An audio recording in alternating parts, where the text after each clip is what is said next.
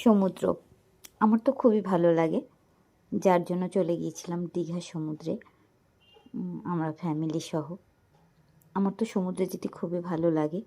সব সময় তো মানে মন চাইলেও যেতে পারি না, বিভিন্ন সমস্যা থাকেই, যাওয়া হয় না।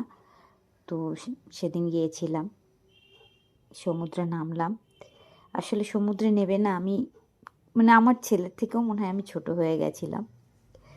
বয়সটা ঠিক মানে মনে রাখতে পারছিলাম না যে আমার কত বয়স হয়েছে, বা আমার সাথে ছেলে ও সাঁতার জানে না, ওই জন্য ওকে বেশি দূর নিতে পারিনি। আমি সামনের দিকে অনেকটাই এগিয়ে যাচ্ছিলাম, আমার বর পেছন থেকে ডাকছিল। তারপরে আবার চলেও এলাম।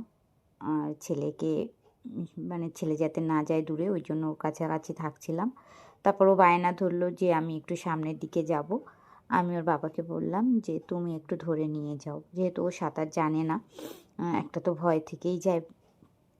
ওই জন্য ওর বাবাকে সাথে নিয়ে আমি পাঠালাম যে যাও একটু আনন্দ করুক।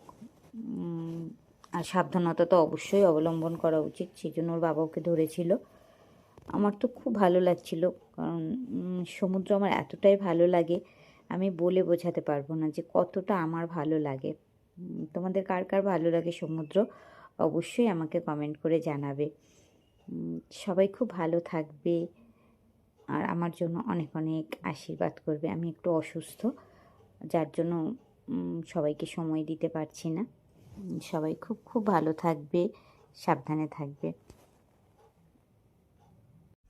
সমুদ্র আমার তো খুবই ভালো লাগে।